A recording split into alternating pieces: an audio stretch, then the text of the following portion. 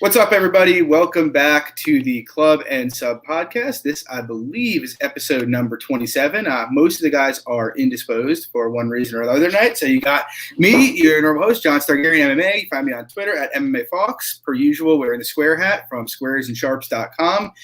Go to their website and you can get some really cool merch that's gambling related. They give 1% of their profits to charity. So, yeah. Squaresandsharps.com. And as usual, I am here with Luke, SWR_betting. He runs the website SWRMMA.com, though that is currently under construction, right, Luke? Correct. Yeah, I'm doing a bit of a revamp on it. Just a few issues. Hopefully I can change a few things. But if you guys still want my bets, I put that in a pinned tweet on my profile too. If you want to sign up for my free bets, just DM me your email address and I will add you to the list as well. And cheap plug for Squares and Sharps as well. You guys can use my promo code SWR2020 for 15% off your whole purchase and free shipping as well for some sick betting merch. Yeah. All right. So since there's only two of us tonight, we're going to just do a quick recap of last week's card or our bets on last week's card. For me, it was a bloodbath. I think it was my worst card of the year, I want to say. Ironically, I made a bet right before kickoff. I tweeted it out on Miles Johns. That proved to be pretty sharp. I got minus 143 on it at a unit and a half. He hit pretty easily. Looked good doing it. Felt great about the rest of the night. I also had Sean Strickland for 2 units at minus 265. That cashed pretty easy. Felt good about that. And then things took a turn for the worst. I added 2 late plays on the Dustin Jacoby Justin Ledet fight, and primarily thinking, Jacoby hasn't finished many guys in high level mixed martial arts, and Ledet's always seemed pretty durable. So I had 2 units fight starts round 3. That was a disaster, and 1 unit Jacoby by decision. Ultimately, just a big mistake by me. I really just shouldn't try to force spots on these stupid big juice cards. And then moving down the way, we had Hardy Maurice Green goes to decision. That didn't happen. And Luke, you actually nailed that on the head, saying you thought we'd see a more aggressive Greg Hardy. And sure enough, he came out there and absolutely put it on Green. It's pretty impressive. I thought he looked pretty good, to be honest. Hard to know what to take out of it, but he's definitely making some strides. And then I also bet 4 units on Bobby Green, minus 210. After spending the better part of a year after the Trinaldo fight saying I'll never bet on Bobby Green again, I decided to avoid him in the Patrick fight. He looked great. This time, I swallowed my pride and bet him. And sure enough, there's a reason I said I'll never bet Bobby Green again. And I promise I will not make that mistake again. I still haven't seen the fight. I was actually in the car when that fight happened. From what I've heard, I don't really want to watch the fight. So, but yeah, you bet a minus 210 big. You deserve to get burned if they don't dominate, bottom line. And then my last bet, I had a half unit on Andre Fili to win by decision and 1 unit for him to win plus 140. And again, kicking myself a bit. I know it's not bad taking the shot at him here, but, we saw he struggled to get off the mat against Sadiq Youssef the fight before. It was really concerning. I knew it was concerning. And it's the kind of thing against the guy who's going to attempt takedowns at the volume Bryce Mitchell is. It's the kind of mistake I shouldn't have made. I should have just let it be.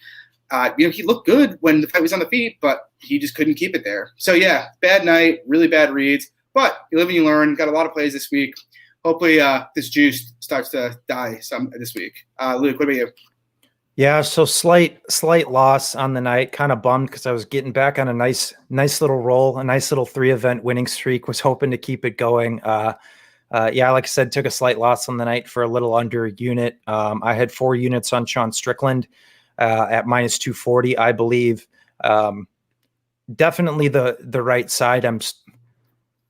It still was a little bit frustrating watching it, though, because I still think despite clearly winning the fight, I think he gave Jack Marshman his best opportunity to win and really gave him his best opportunity to win by, trying to engage or get him to engage in a brawl when I think if he just took him down pretty much, that would have been his easiest path. And I think he would have won that fight even a lot cleaner than he already did. But nonetheless, I liked my bet there. Then I had unit and a half on Bobby Green at minus 135, I believe. I've always been a huge proponent of not betting Bobby Green. I've never bet Bobby Green in my life, and I kind of talked myself into a spot here just because I thought he would be able to stay defensively responsible on the ground, stay off his back, and just do more on the feet. And numerically, he did. He doubled up Moises in strikes, but the big moments, I think, were just there for Moises in the fight. And I think he kind of just gave that fight away in the third round. I think you could have scored that fight for Bobby Green. I wouldn't have had a problem with that, but I personally scored it for Moises. At the end of the day, minus 130 on a fight that was that close. There was really no value. So bad bet at the end of the day. Last bet, I had a unit on Andre Fili straight at plus 135. It was one of those bets. It was kind of more of a questions answered kind of bets. I still have always been pretty vocal of not being sold on Bryce Mitchell. Once again, he kind of proved me wrong here, and that's kind of a cognizant thing that I'm really going to try to improve on going forward. It's not kind of riding these certain stigmas that I have about guys and be willing to just change your opinions on them of when you're wrong, because there's just been numerous guys in the past that have just been bonfires of money that I just continue to dump money against them, and they just continue to beat me. And it's like, at the end of the day, I can't blame anybody but myself, because there's clearly something I'm not seeing that I'm clearly wrong about. So he's one of those. Bryce Mitchell's another one of those guys I need to reevaluate in terms of how I view him as a fighter. Because he's obviously very talented. So Andre Fili was definitely not value and not the spot, as you touched on. There were some concerning things historically that definitely gave Bryce an advantageous position. But nonetheless, all things considered, just a small loss on the night. So not terrible, but still not in great. Fairness, I get what you're saying about riding stigmas, and I do agree about Mitchell. Like, we probably do need to reevaluate, because you dominate Andre Fili like that. That's a legit top 15 guy. But I do think that, like, just for instance, like, I was in that run with Johnny Walker where I basically bet against him 3 straight fights and got burned by 3 straight KOs. But like, Bryce Mitchell at least has a functional game. I do think there are some guys, like say Walker, who don't have a functional game and who might just get lucky, that you need to just be willing to kind of like, hold on. Play the long game. yeah, exactly. But yeah. I do take the points. Well taken.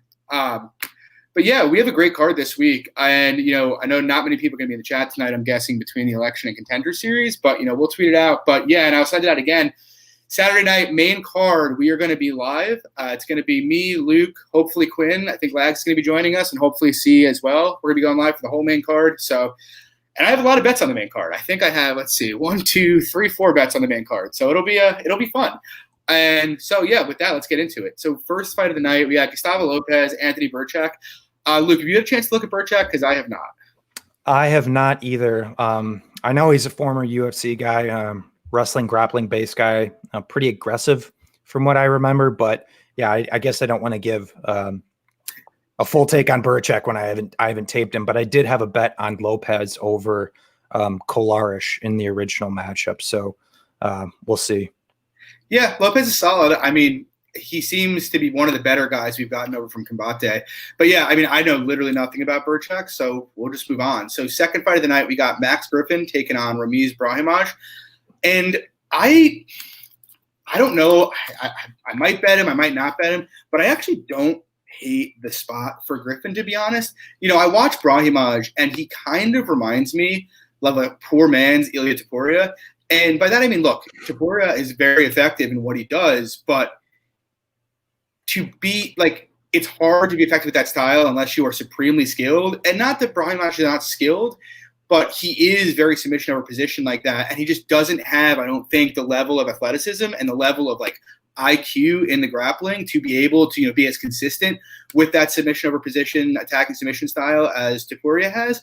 Brahimaj is always going to come out, be super aggressive early, look for a takedown, and, immediately try to attack submissions. And that's a live outcome here. We've seen Griffin taken down before and get his back taken a couple times, but it's mostly been against superior grapplers to Brahimaj. And my own feeling is sort of, Griffin seems positionally aware, and if he can just kind of weather the early storm here, Brahimaj isn't going to have the same gas later, and Griffin's probably going to put it on him. And just another fight where just the reality of it is, there's different levels to who these guys have been fighting. Max Griffin, he's not on a good run, but he's fought, real competition. His last fight was against Alex Oliveira. I went to a split decision. Alex Oliveira, a pretty dangerous grappler.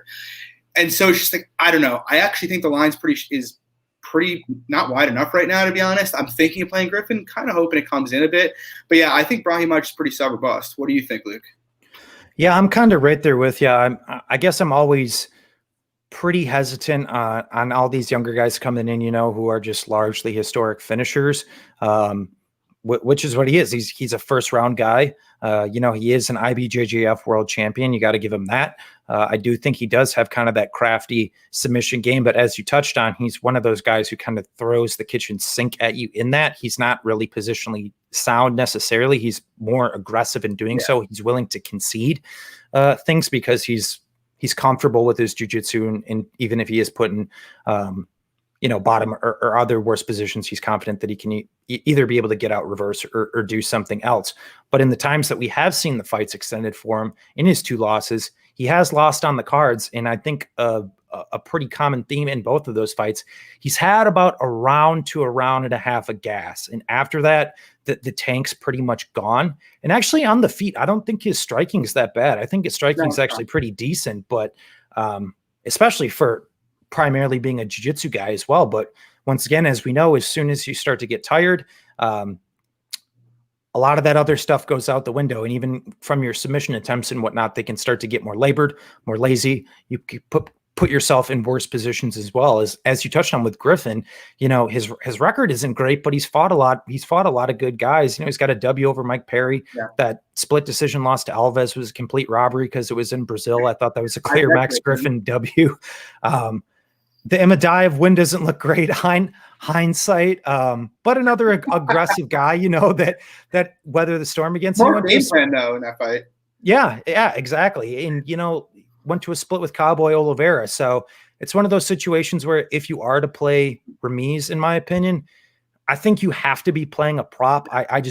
There's nothing to suggest he can go out here and really put on a 15-minute performance, let alone against a guy like Max Griffin, who has shown to be pretty durable and just be in fights, even if he is losing on the cards in some occasions.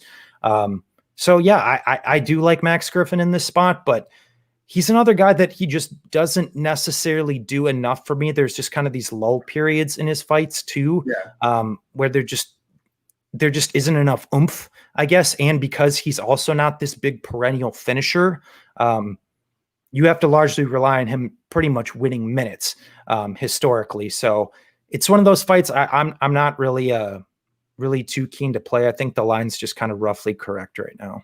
Yeah, it's weird. Like he's like one of those guys where it's like almost like you talk about like an NFL team outperforming their statistics for the course of a year and just like sucking out 10 wins. Like he's underperformed it. Like I kind of like you watch his fight with like Mike Perry and he looked really good. And, like Mike Perry's not a bad striker. I think we've learned that over the years. And he's been competitive in almost all of his fights except the Covington one. He just can't seem to, get there. It's really weird. It's like I kind of think he's being undervalued, but we'll see. I don't know if I'll bet it or not.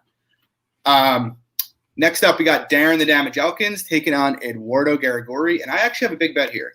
I played Darren Elkins for 4 units at minus 210, and I know, the first reaction to hearing that might be, what the fuck are you doing? Like, why are you laying juice with Darren Elkins? And I do get it, believe me. He's on a 4-fight losing streak. He's 36. Obviously, he's had better times in the UFC. No question about that. And it's also the second straight fight I'm betting him in. So fun times. I look at the fight. It's like, this is such a massive step down in competition for him.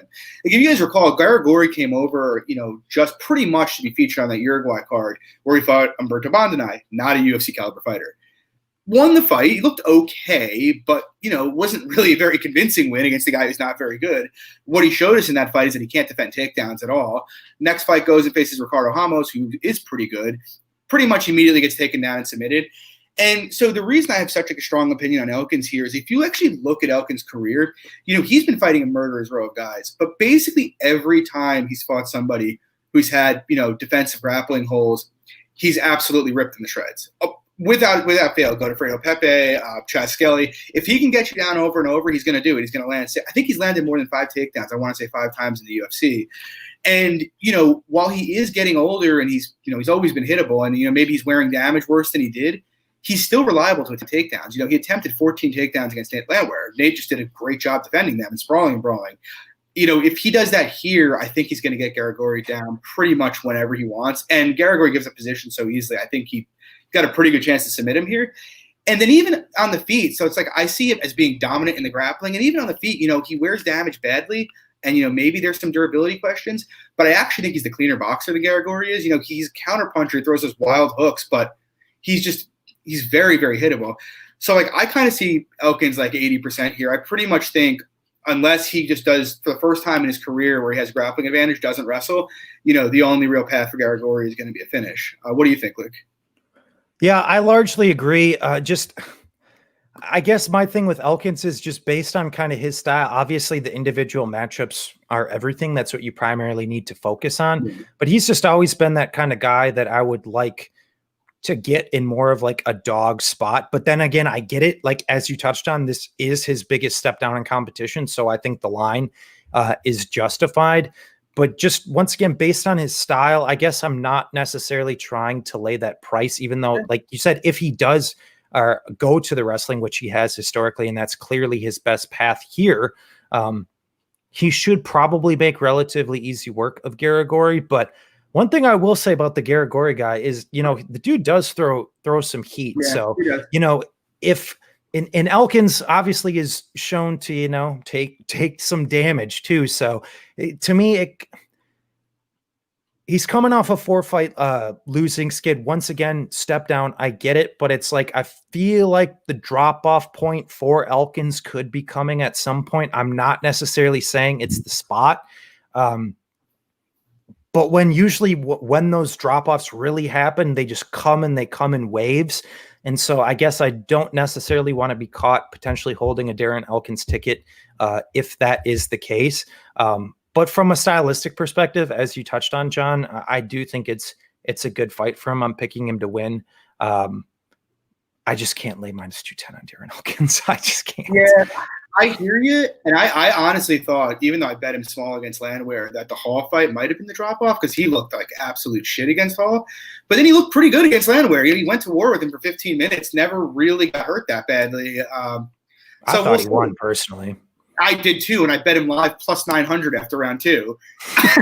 God, that's a tough L. That's a tough L. I was not happy.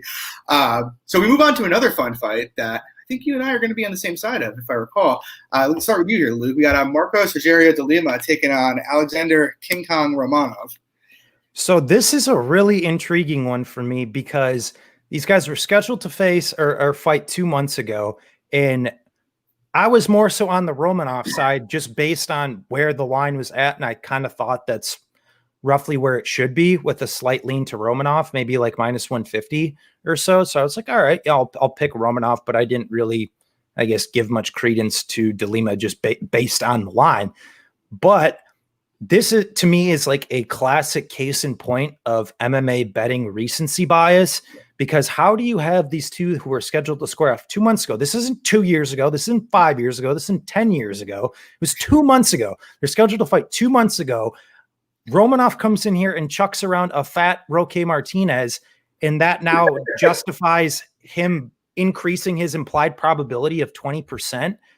I don't understand that at all. Because one, I'm not convinced Roque Martinez is a UFC caliber fighter. Now, I'll be the first one to say, I have a lot of hesitation with de Lima.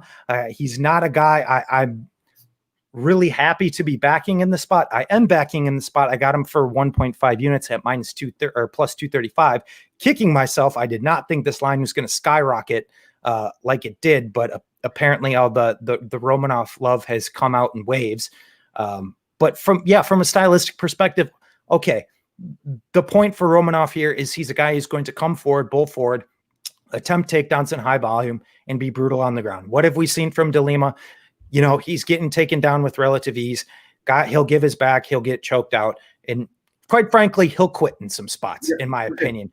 But my big thing here is that even if you actually go back to the Wieczorek fight, when Wieczorek took him down, he actually showed a nice butterfly sweep to get back up. And those guys that he was getting submitted by, I think, are formidable submission grapplers. People are sitting there, Antigulov, Antigolov's finished fucking virtually everybody he's fought in his wins. You can say what you want about Antigulov, but at one point Antigulov actually had a number next to his name, believe it or not. Dude's got some wins. I'm just saying. But in terms of de Lima, could he just get taken down and quit here? Potentially, yeah, but one thing we have seen from Romanov consistently, one, the guys he is submitting are complete bums who have absolutely no competency in the grappling at all. I mean, DeLima is a black belt. Once again, I still question that to some regard. But my big thing here in making this bet is not so much grappling focused. It's that I still think Romanov closes distance absolutely terribly. And I think what people are extremely skewed in terms of looking at this fight is they're only looking at DeLima's losses. They're like, okay, this is how he's losing. This is what Romanov is traditionally does. This is what Romanov is going to go do to DeLima a la minus 330 or whatever the fuck it is. Okay, well, what about DeLima's wins, bro? Dude hits like a truck. He hits hard. He's starching people. And like I said, Romanov's striking defense is not good at all either. So I think when these two clash, we're going to see some big striking exchanges. And I think DeLima is very live for knockout. I think his round 1 knockout right now is plus 900. I will be playing that because I think that's pretty crazy.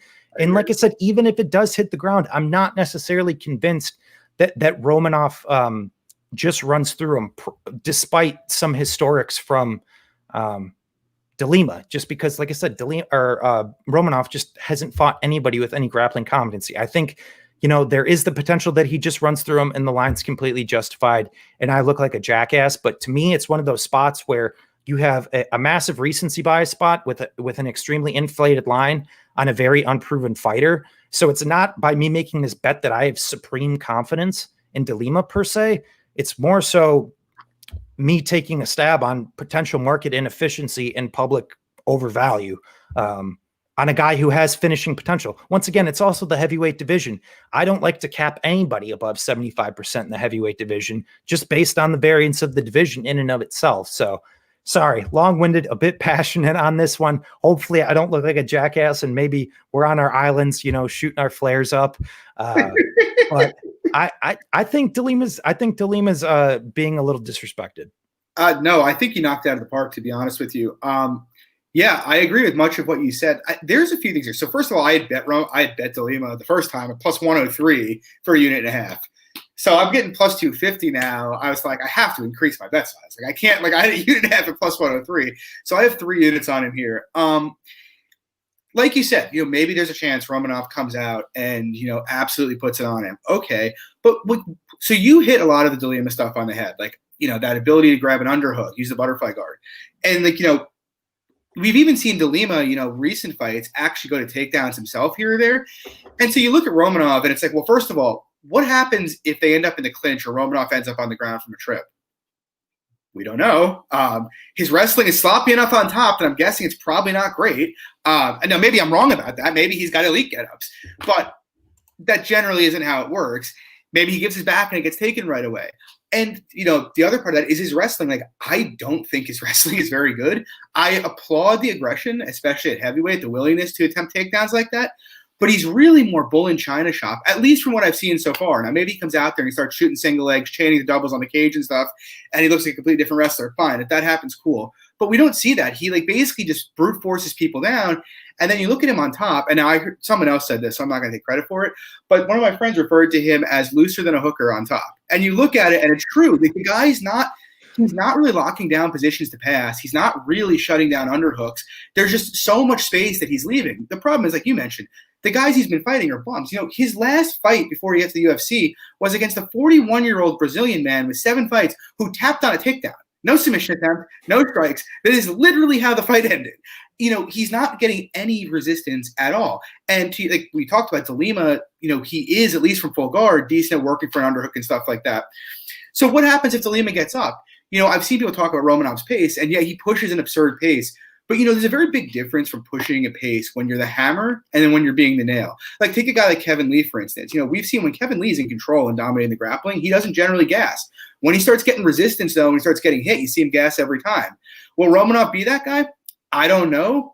But I'm guessing by his body type, it's probably fairly likely, at least. I know that sounds ridiculous, but, how many guys at that body type do you see have elite cardio?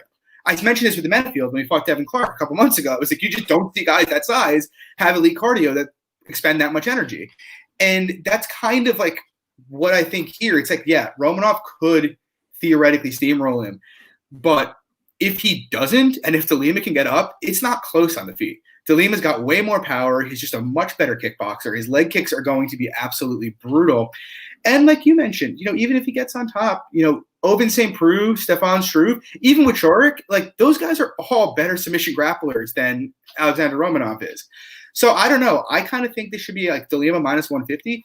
Maybe I'll look like an absolute fool in hindsight. And if I do, when he goes out there and smashes De Lima, okay, good. Then I will no longer bet guys that are poor defensive grapplers against him. But yeah, I mean, that's kind of my feeling. I just don't think there's nearly enough data for him to be a minus 300 favorite in the spot. So yeah, Luke and I co-signing Alexander Romanov. And then we move on. De Lima. Oh, yeah, De Lima. Not Romanov. Definitely not Romanov. We move on. We got I don't know if I'd call it a fun fight. We got a middleweight fight between Trevin Giles taking on Bevon Lewis. Luke, you want to give us a breakdown here? Yeah, this is one I kind of originally just pre-tape. I was like, I just really had absolutely no interest in. And then after tape, I kind of like Bevon Lewis a little bit. And I'm kind of interested to see where this line goes. If we see a ton of Giles money come in, I might be playing Bevon Lewis, but I guess I just have a lot of issues with both guys personally. Like, I mean, Giles, when he came in, he just absolutely brutalized and beat up two jiu-jitsu guys with absolutely no striking. He goes and fights Zach Cummings, obviously a difficult guy to fight based on, his jiu-jitsu acumen and his good counter striking. Close fight, gets clipped, submitted. No real shame there. But then against Mearshart, he showed like really, really poor fight IQ and kind of engaged in the big scrambling exchanges with a guy who enjoys the scramble. Like that is GM3's game. And credit to him, I guess, in the sense that he almost went the full distance with them. But at the end of the day, you play stupid games, you get stupid prizes, and he gets submitted in the third round. No real surprise there. I don't think he's just had like an overall really great complete performance. I think he kind of clowns around a little bit in there. I think his like technical boxing is decent, but he's another guy who I just don't think really steps on the gas enough. And in Lewis, if you told me we were getting like Lewis pre-Uriah Hall knockout, I would be all over him here, as he was a lot more aggressive early on. I still think he has a lot of defensive flaws in his game, especially in the pocket, but his volume up until that point was so much higher. And it's like after the Hall knockout, I don't want to say he got scared necessarily, because he went then and fought Darren Stewart and Daquan Townsend, two guys who do throw massive heat. So I don't know how much that played into it, that he would just kind of tried to play the patient game. But his output largely just dropped off a cliff from there. In both fights, I think he only landed somewhere between 30 significant strikes in both fights. Personally, I thought the Darren Stewart fight, I was kind of surprised it was a unanimous decision with how close, like one judge gave it 30-27 to Stewart. I thought that was a little interesting. I think you could make an argument Bevon won that fight. But I was fine with the decision. Once again, slow paced fight.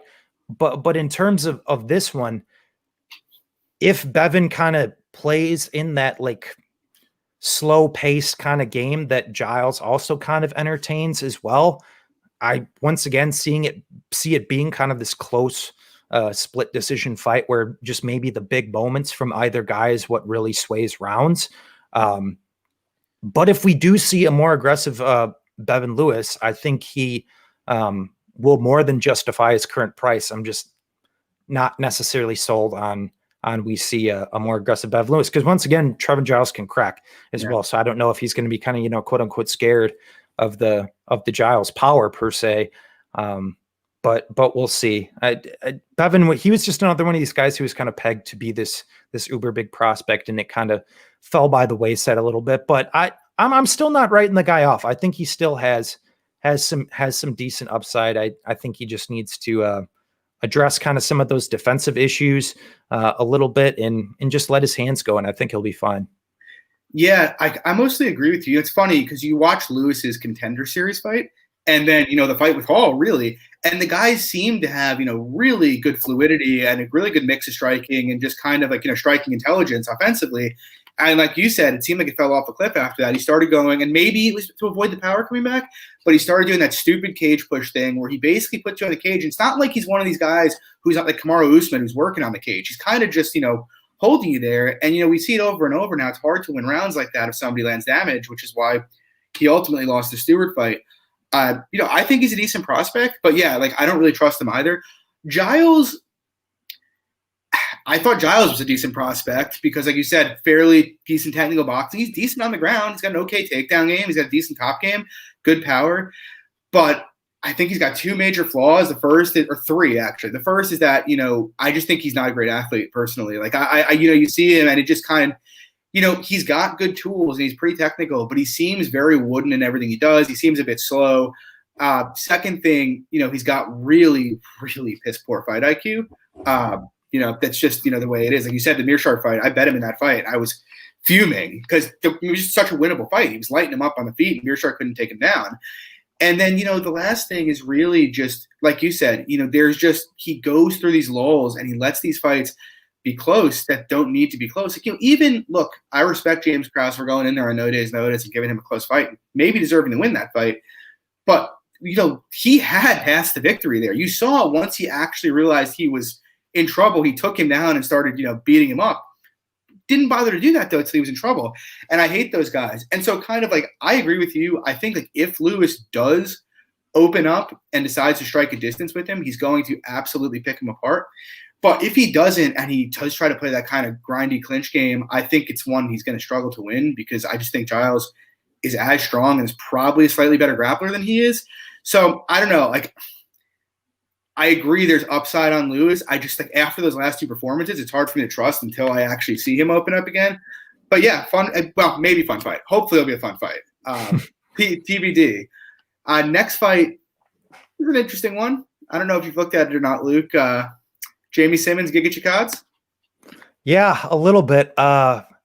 Never been the biggest Chikadze fan necessarily, but I actually think this is a good spot for him to pick up his first UFC finish personally.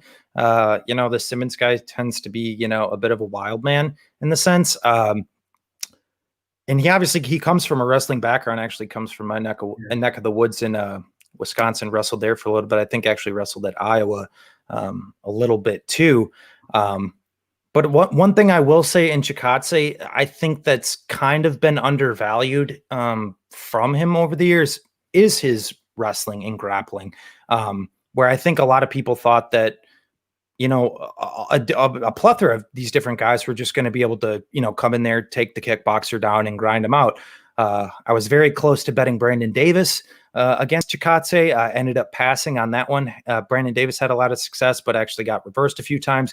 And that second round of Jamal Emmers landed a nice takedown, but of course didn't shoot anything outside of that takedown in the second round. But then Chikadze actually reversed out of it. So I've seen a lot of decent things in terms of his improvements on the ground. And I think the real takeaway here in this fight is the size differential is just massive. So I think it could be one of those spots where Simmons kind of makes it a little greasy and grindy early, but Chikadze just takes over when he starts.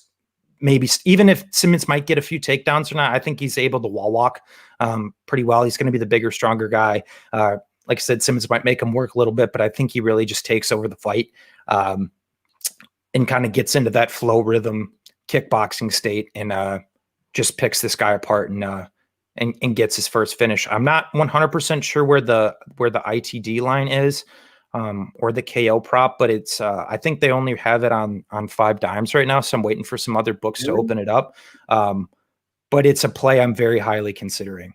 I think it's under 60%, which I think it's a little crazy. Yeah, it's Chikadze KO is minus 135. That's I think that's value, to be honest. Yeah, so I actually did a good amount of tape on this fight. My view of it is pretty much like, you know how much I love to throw darts at dogs. Like I kind of think the most likely outcome of this fight is Chikadze absolutely beating his ass and dominating him. It's like, to your point, like I think Simmons will attempt a lot of takedowns, but the most likely outcome is Chikadze is just way too big, way too strong, and is able to kind of like mimic the Rivera fight and just pick him apart and likely finish him. I think that happens by far the largest percentage of the time. That said, what I will say is I do think Simmons is, probably being a little undervalued here. Like, not to enough to where I'd have any interest in playing him, but I actually think his game is a little, the problem is his level of competition is just so hard to gauge. It's been so bad. And the one fight he had against somebody who was decent, he walked into a knee 13 seconds into the fight.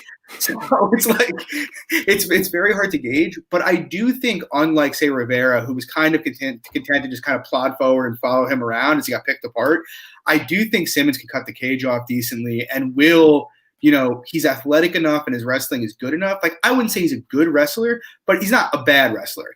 I think he's good enough and he's aggressive enough that he's going to get Giga pushed to the cage at times here. Now, I'm I don't think he's going to have much success just because, as you talked about, the size. But if he does, and if he proves to be a better wrestler than I think, and a lot of this is based off the fact that I've just seen him throw around guys who are terrible, and I'm just assuming he's probably not going to translate.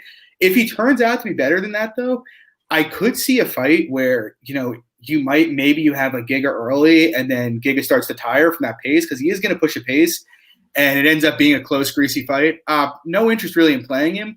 But, yeah, I don't mind the Giga KO prop. But, I wouldn't throw Giga in, a parlay or anything like that. I do think there is at least some modicum of danger because I do think Simmons is a bit of an unknown.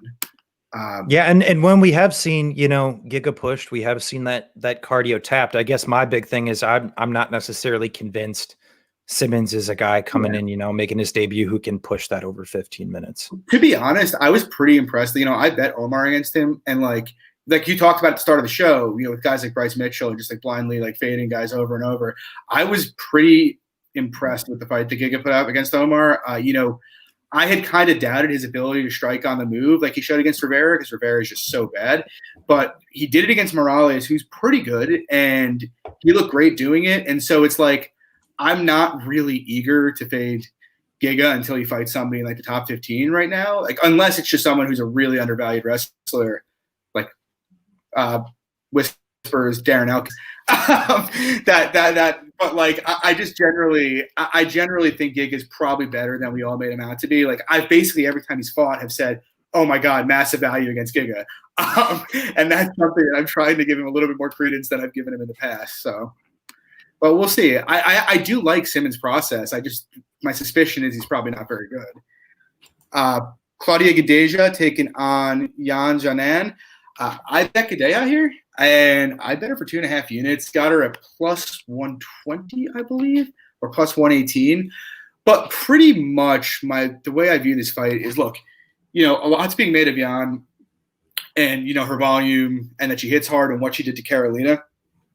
It's another one of these fights on these cards where I feel like we're talking about levels here that she's going from Carolina, who I think if we're being honest here, Carolina, because she had one big moment in her fight with JJ, has pretty much been perpetually overrated her entire career because she beat a young Rose and had a big moment against JJ. Not that she's horrible, but she's nothing really special. She's not a top 8, top 10 girl at 115.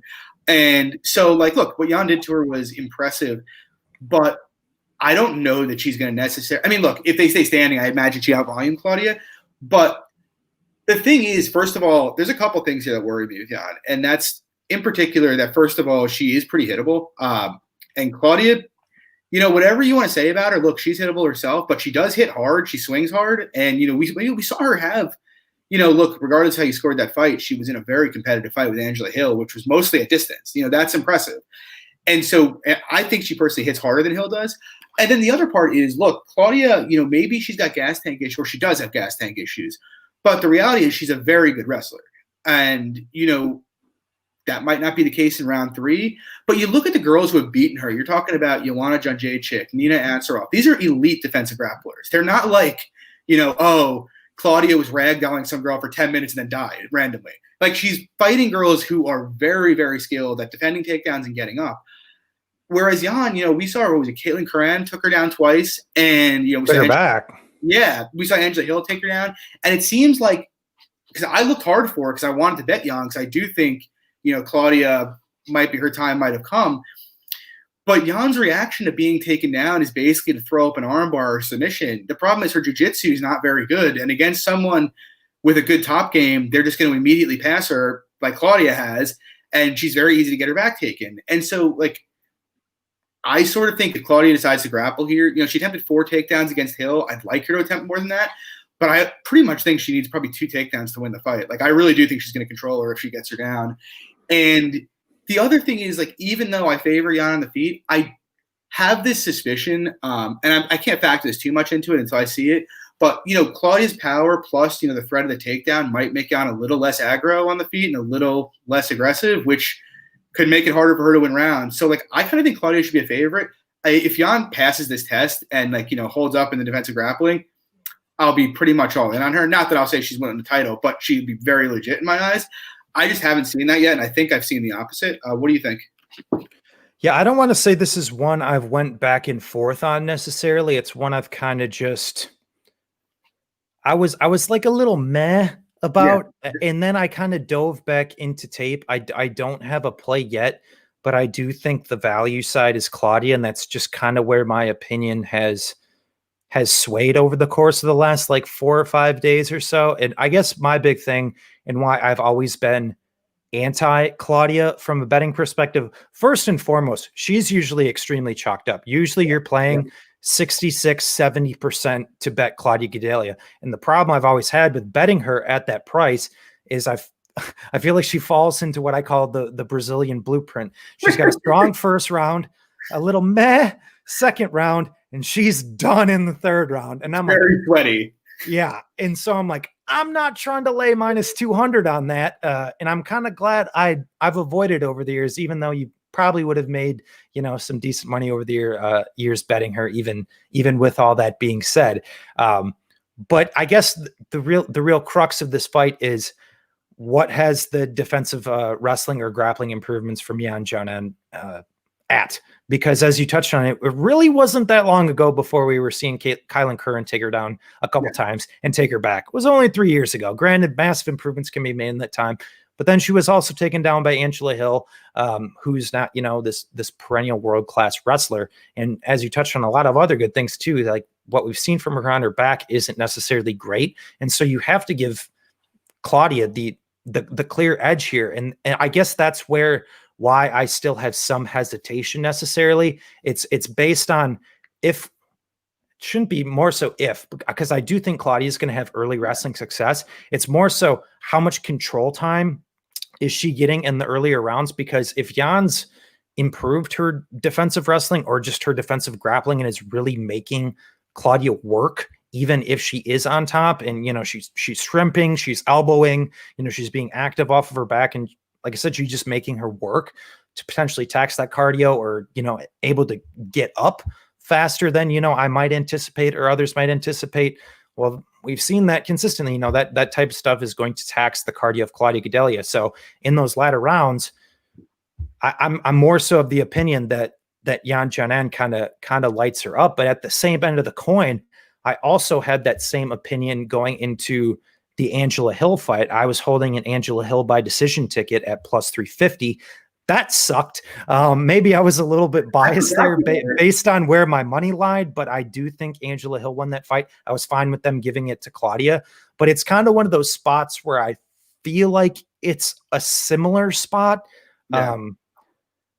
So I'd like a little bit better number on Claudia to take the plunge, just because even on the feet, like if we're making any sort of comparison to Jan and Hill, I think Jan cracks a little bit harder than Angela. So I think she might be able to give it back to her a little bit more in those latter rounds. But yeah, ultimately I'd like a little bit closer to plus 150. And honestly, I think it might get there because people really, really, really like this girl. But the public also likes Claudia. So it's not a fight I'm necessarily clamoring to play. But I do think if you're going to put your money somewhere, I think Claudia is the spot. Yeah, that's a really good point too. And I feel like it's kind of like, if you look over MMA Twitter, you see a lot of people like pretty much every time Claudia's going to fight, everybody starts talking about all the stunts she's pulled and all the time she's gassed out. But then everybody bets her. Right. But I think that part of it, though, is also because all the people, at least that you and I, for the most part, communicate with on like Twitter are gamblers or people who have some interest in the sports betting aspect of MMA.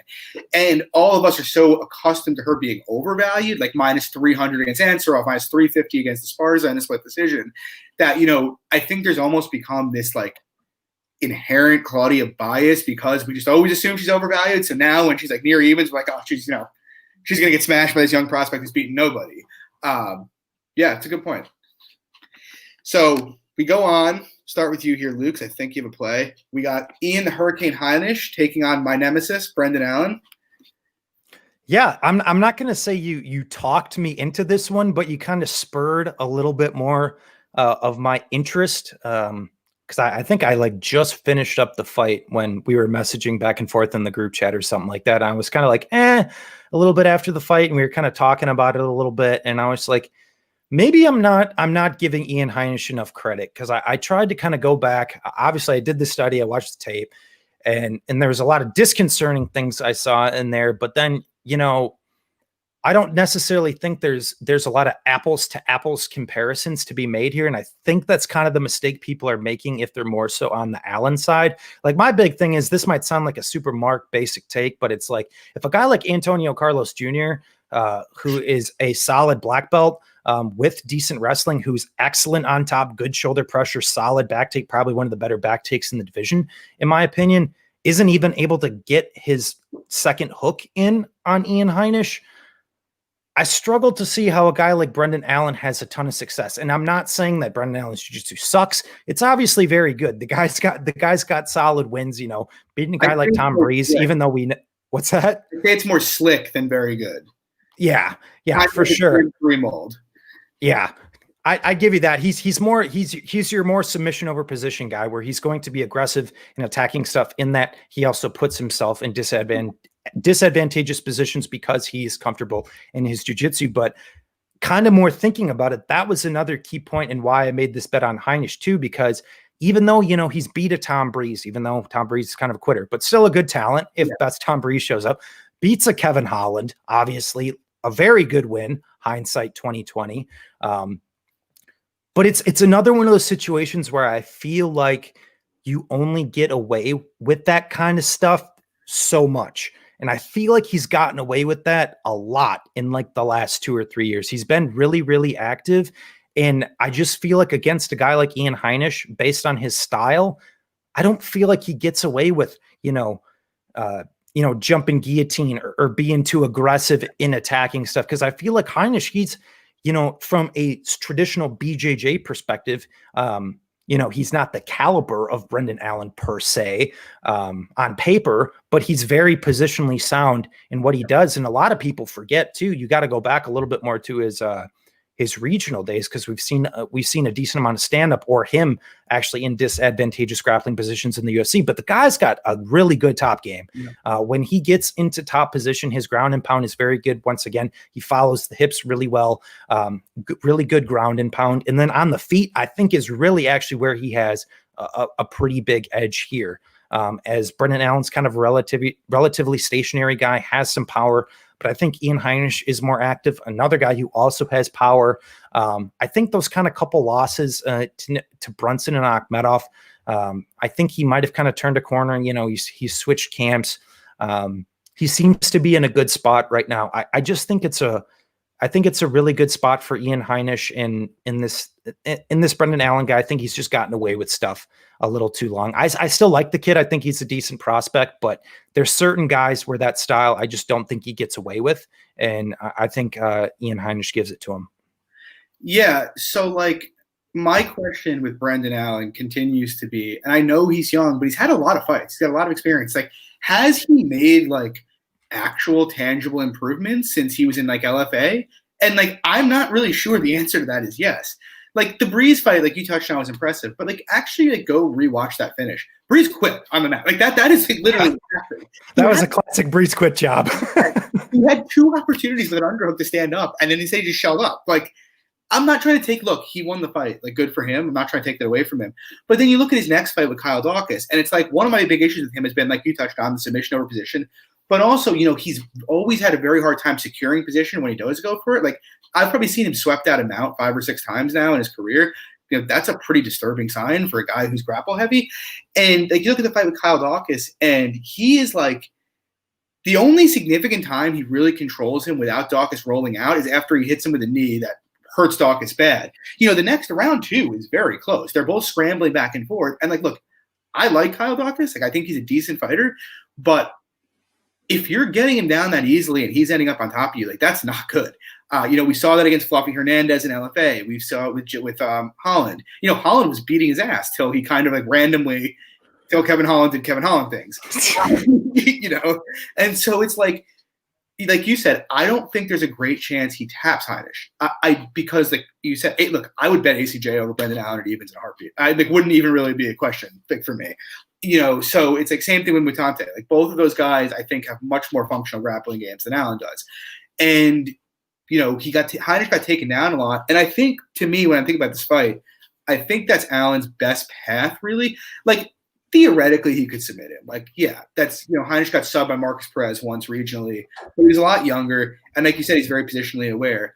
But I don't think it's a high percentage outcome. And if, so I think Allen's best path to victory is going to be something like a close decision, because the reality is he's not going to hold Heinisch down. He's not very positionally sound. Allen on top, we know that. And Heinisch is very good at getting up.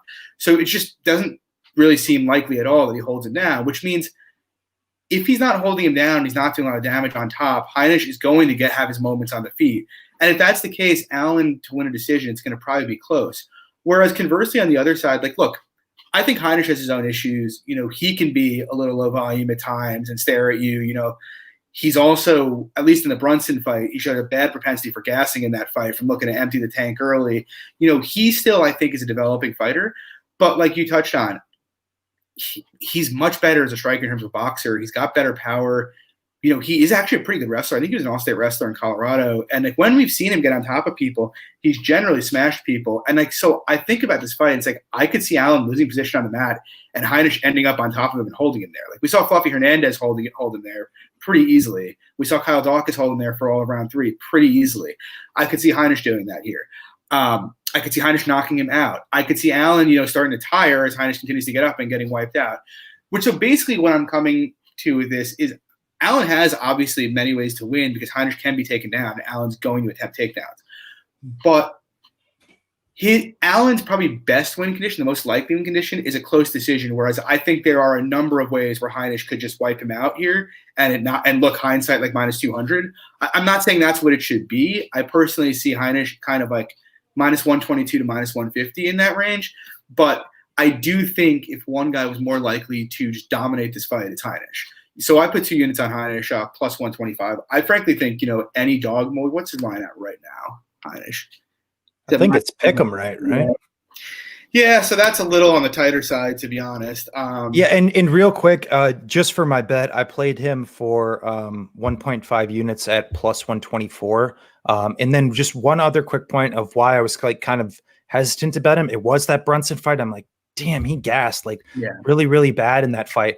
And then, but I think out of like all of his fights, I know there's been some finishes and whatnot. I think that was kind of an anomaly because if you actually go watch the fight after that, even in the loss to Akhmedov, he went out there and won the 3rd round against Omari Akhmedov, and a guy who's obviously a tough SOB.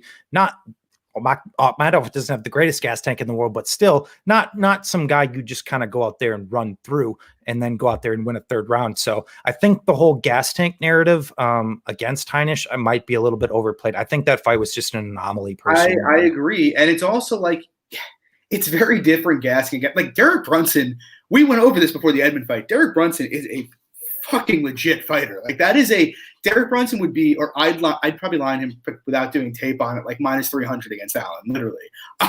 Like he's fought like gassing in a really tough fight against one of the best fighters in the division is really not anything to be ashamed of. Like I'd rather him not gas, but Brunson's a tough guy to fight. He can really attack you everywhere, and he did work that wrestling. And let's be real, Derek Brunson is a much better control wrestler and much better at getting a grip on you and holding you than Brendan Allen is.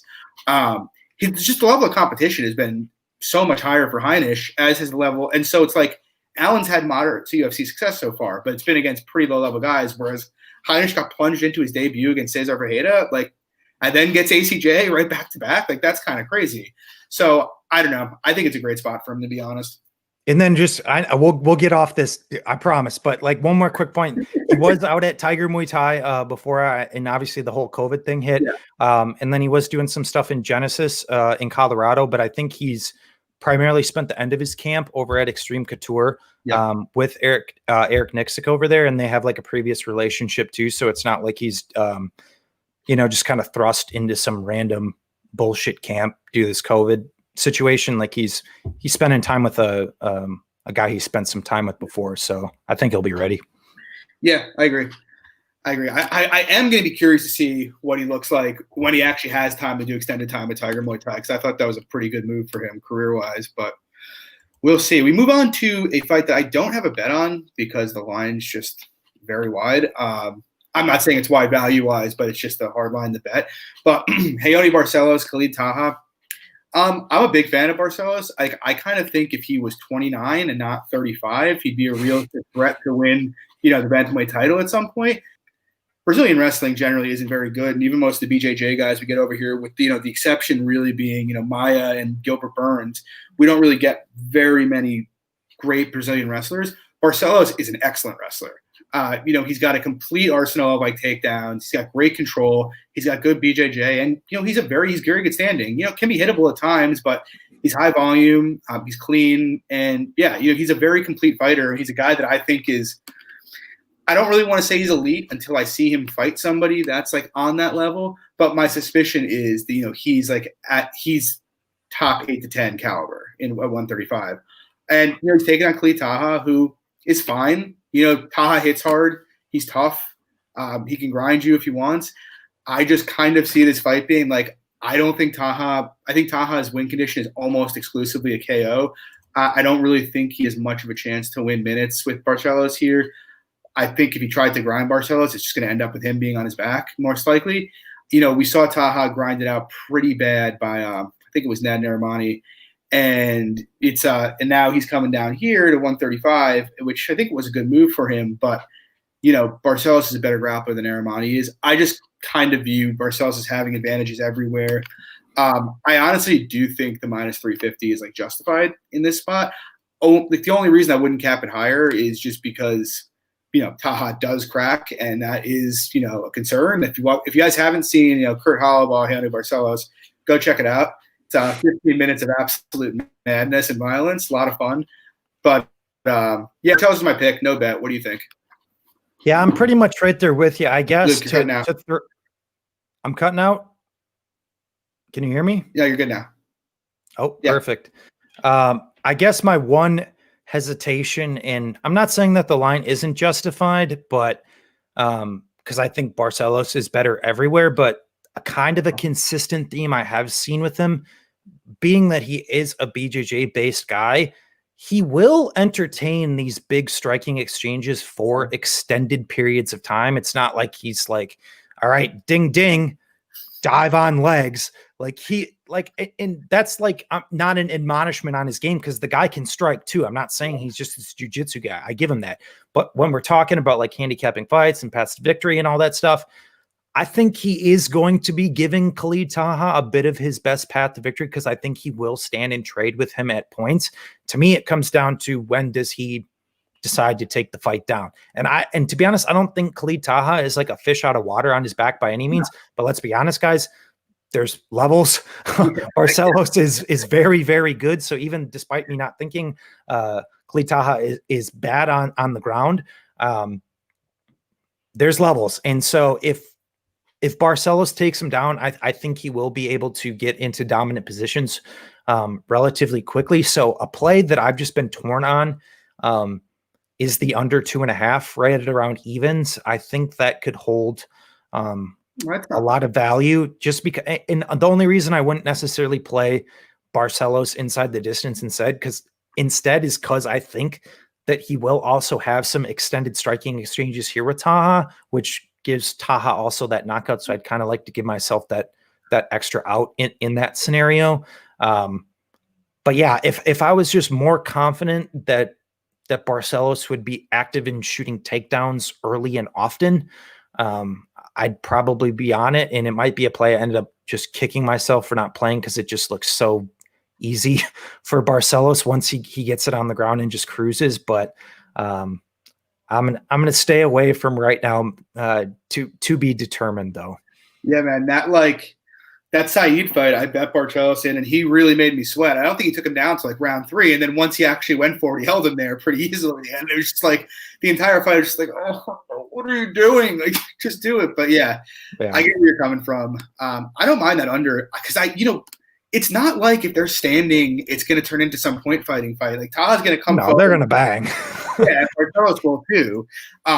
Yeah, that's an interesting play. I might have to look at that. Next up, we got co-main event. It's a weird fight to be in the co-main, especially because it's a pretty good card. But we got Andre Arlovski taking on Tanner Boser. What do you got here, Luke? So I actually have 2 plays on this fight. My first play, I just got Andre Arlovski straight at plus 220. Another fight, I pulled the gun on a little bit early. It looks like a little bit more steam has came in the other way, and it could have got a better price. But nonetheless, I still think that one has value. And then today, I just played the over 2.5 rounds at minus 130 for 2 units. So once again, Tanner Boser is a guy I've never been in camp. I've never been in Camp Boser. Maybe we have a Bryce Mitchell situation and then a, X, Y, and Z guy situation that I'm just consistently wrong about. But this bet is not actually more so. I'm warming up to Boser a little bit more. So it's not me like saying, fuck Boser, I'm playing Arlovski.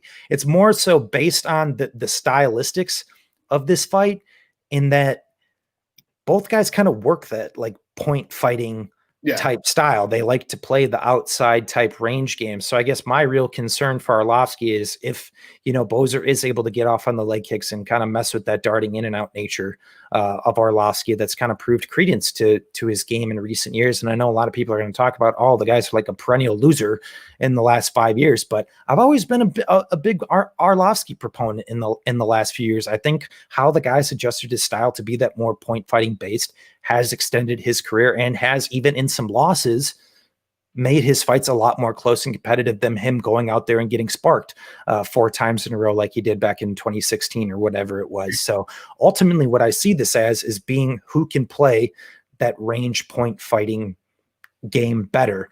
And ultimately, I think it's a split. I'm not saying that Arlovski is going to win. To me, this is the definition of a pure play based on numbers and based on value. If Arlovski goes out there and loses a split, I'd be far from surprised. If he goes out there and loses a close 29-28, I'd be far from surprised. Ultimately, I just think it's a close fight, and I don't think Arlovski should be 30% indication. And then just real quick, credence to the over 2.5. I just want to address this whole like Boser, power narrative. I know he's got 2 knockouts in his last couple fights. Historically, the guy's not a finisher. Fun stat for you guys. I think this is actually probably the play of the card if we're looking at solely numbers. Their over 2.5s have hit 75% of the time in the last 5 years between both fighters. So that's minus 300 on the money line. Right around near pick'em for an over 2.5 against 2 relatively patient outside point fighting heavyweights who have shown to be pretty durable. You can say Arlovski, he's been knocked up. Once again, this is 2020 Arlovski, more patient Arlovski, not the same aggressive Arlovski that was getting knocked out. Boser has a chin and a half. I don't think Arlovski knocks him out. I see probably some big exchanges here, but I think this one hits over 2.5 at a really decent clip. I think the line's mispriced and it's a steal. It's another one of those lines where I think, odds makers or public are like, oh, it's 2 heavyweights. Oh, Boser's knocked 2 guys out in his last 2 fights. This is why the line is where it is. But if you really dig into it, that line does not make any sense. Yeah. Did you know Dimes opened that at plus money? Goes the distance. Did it really? Yeah, on 5 Dimes. I noticed that when they dropped it earlier in the week. Recency bias, man. Recency bias. I was so angry I can't bet on 5 Dimes anymore when that came out. Cause I would have just slammed that immediately. I don't # do not care about hitting openers.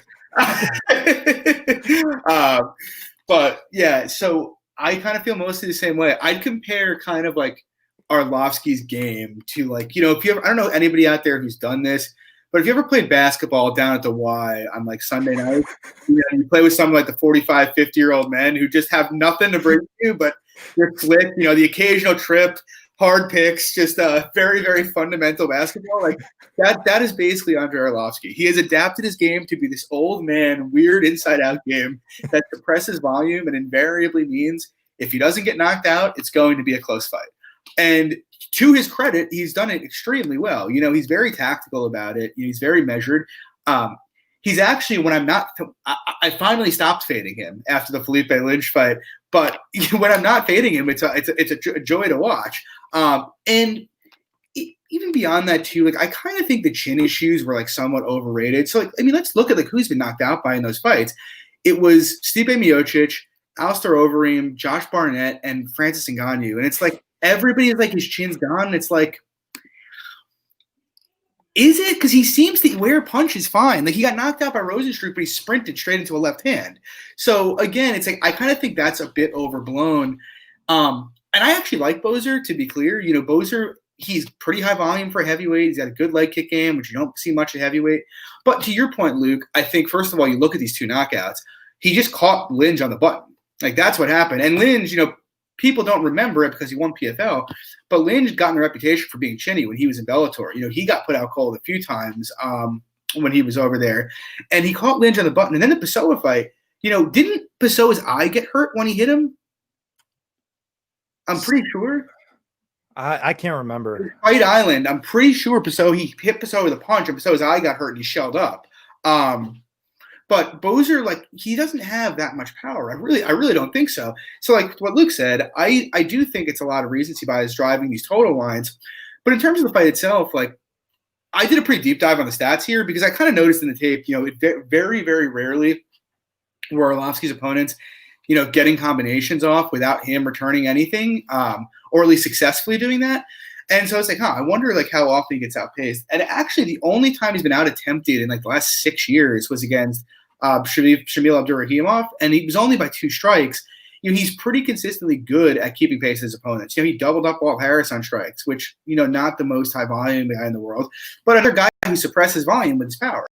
And Boser, conversely, Boser's been very high volume so far. He's looked really good in his wins. The one fight he didn't, though, was against Cyril Gane. Now, to be fair, I think Gane's a future title contender. I'm a big fan of him. I don't think I would probably pick Cyril Gane against Andre Arlovski. But Gane just blew him away and, like, doubled him up on volume. So it's like, I do think this is a competitive fight, but I think the people who are acting like Boser's this elite striker who's now this elite, young, promising striker who's coming in here and now taking on Andre Arlovski, it's a little crazy. Like, an elite young prospect is Cyril Gane. It's not Tanner Boser. And we saw what happens. I think Tanner Boser is a quality heavyweight. Who's not? I actually think Arlovski probably has an athleticism edge here. And, kind of what you said, Luke, I kind of view this as just basically being, Arlovski playing the in and out game here and it being a very, very competitive decision. I do think if Boser was to, work in the leg kicks dramatically, maybe he could hamper Arlovski's movement and, force more of a brawl. But I look at the line, I'm like, I do understand making Boser a favorite on, the youth and volume.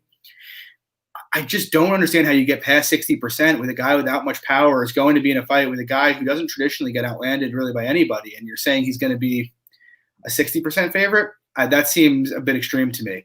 And then real quick too, John, in terms of like the leg kicks, because it was definitely something I considered too, but like Arlovski is a kickboxer by nature. Like I don't, and obviously that's Boser's biggest weapon, but to me, I just really struggled to see a guy whose head is much vet experience as a guy like Andre Arlovski, who's going to go out there and just get his leg chewed up.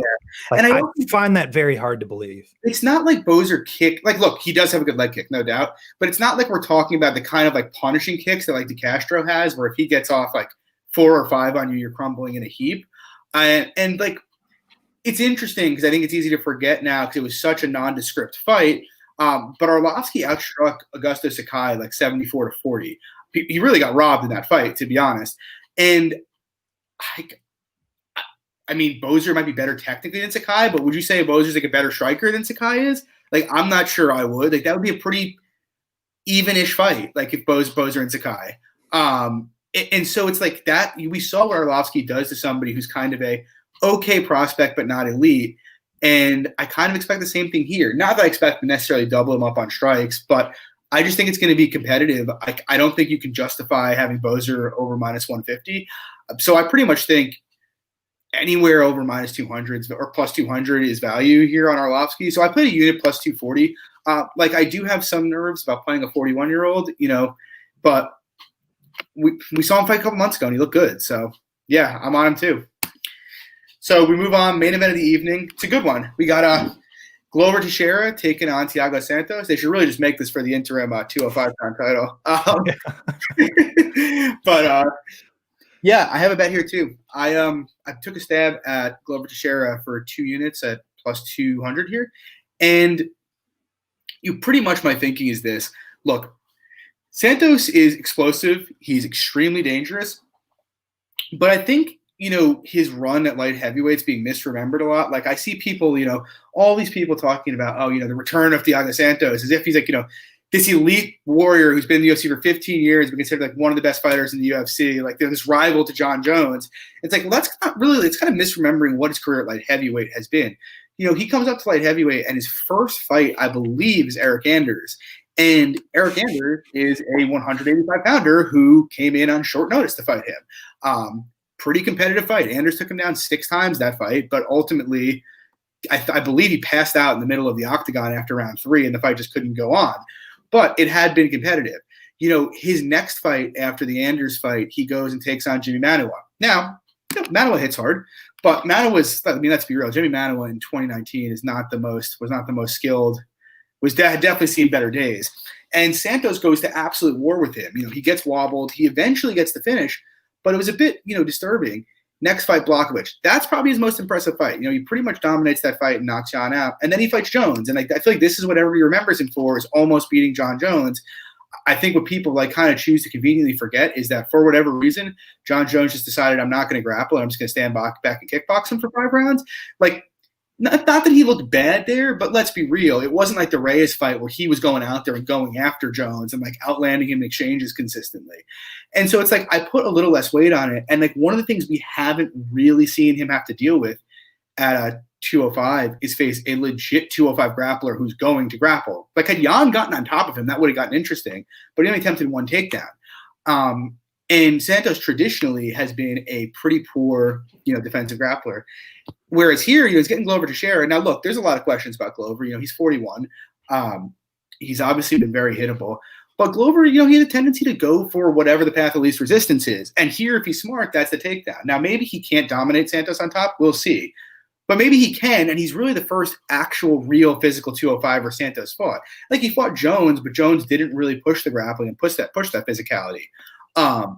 And then in the striking, it's an interesting fight to me in the striking because, look, you and I talked about it, and I'm sure you'll touch on it, but, Santos has a massive speed edge here. I think there's no question about that. And if Glover gets stuck in kicking range, especially early in this fight, he's going to get absolutely, eviscerated. There's no other way to put it. I'm not even really paying too much attention to the injuries, even though they are question marks, just because, we don't really know. But so I'm going with the assumption that if he stays in kicking range, he's going to get killed. But I do think if Glover kind of pressures a bit like he did in the Smith fight and forces boxing exchanges, I don't think – look, Santos hits hard. He's got power.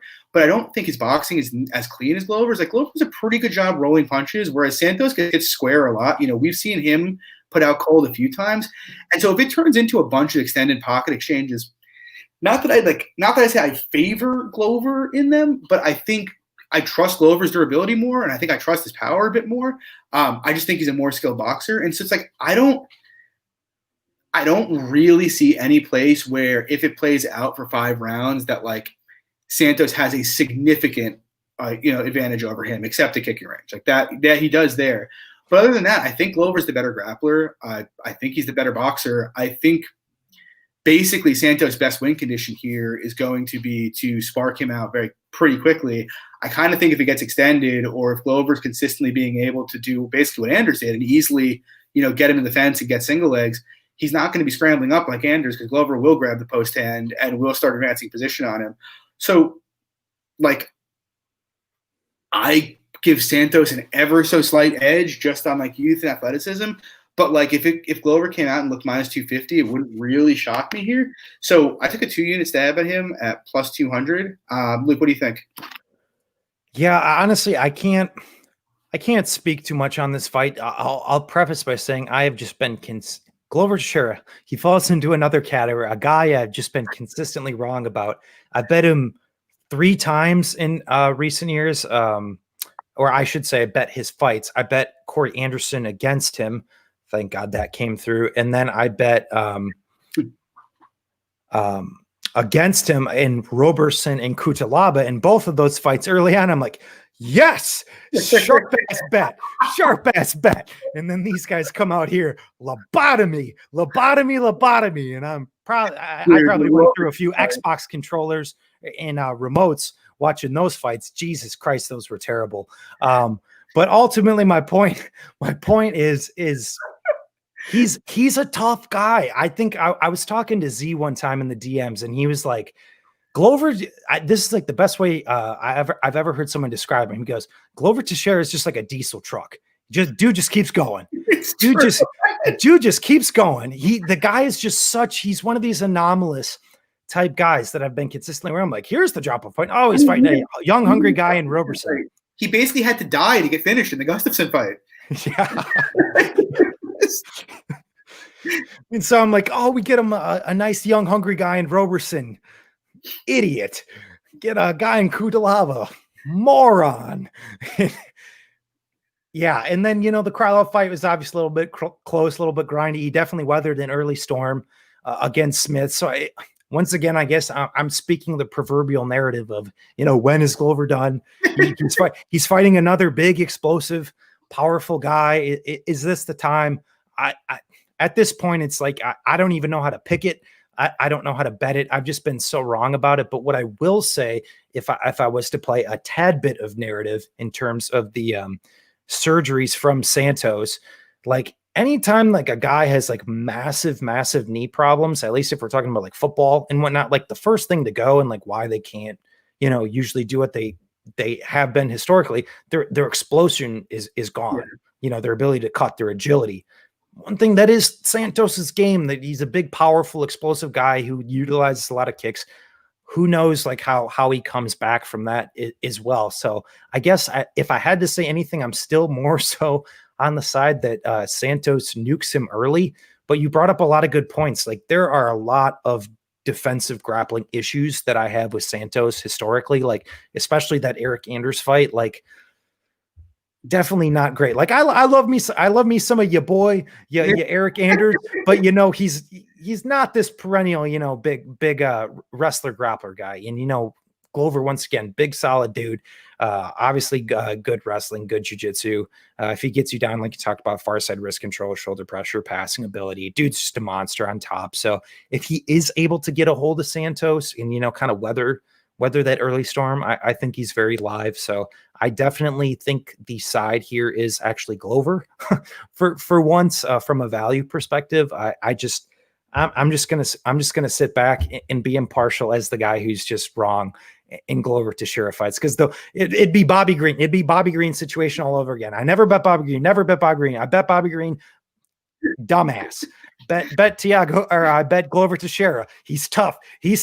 Gets fucking nuked. I'm just telling you right now, that's probably how it would go if I bet it. So I'm going to stay away, but I think the value's Glover. Yeah, fair enough. All right, so that'll conclude it for the night. Thanks for anybody who did stop by. Thank you. We'll obviously post it on Twitter.